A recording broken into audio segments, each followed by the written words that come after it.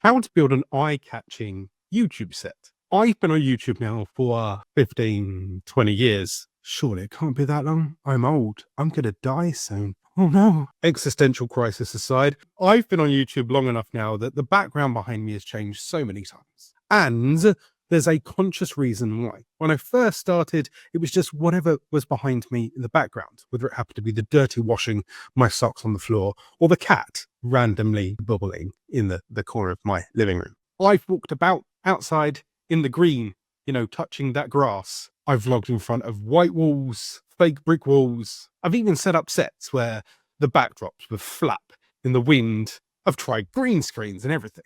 But I've recently finally settled on this. This is my new set.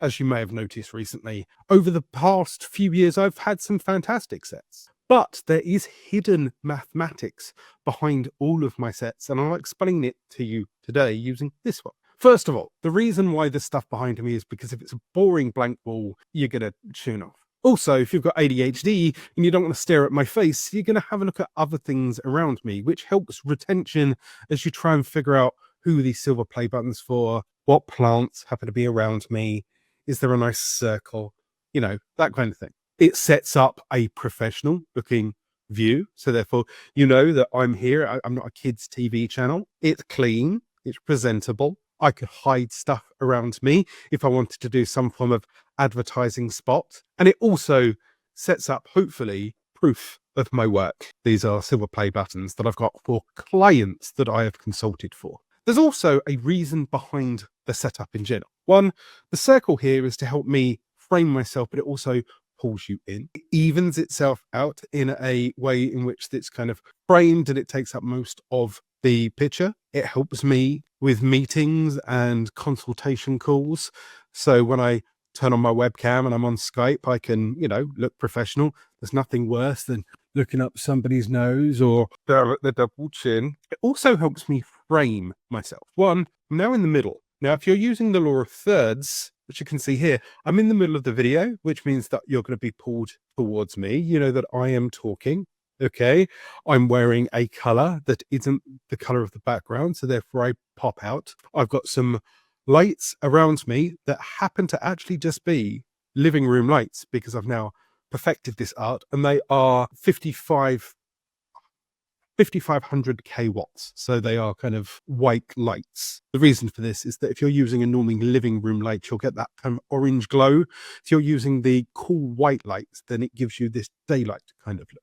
Okay, so I've mastered this where I'm in the middle. You'll also notice that thanks to these bars here, I'm also in thirds here, which means that my eye line is in the top third. My man breasts are here. And at all points, you can see that I am visible. The advantage of this happens to be is that you can see all of me. I can engage with you.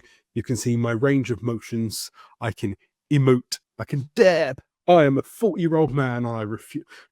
And hideous. But it gives me a full range of motions and emotion for you. This sets the tone. This, it's a professional video, hopefully educational.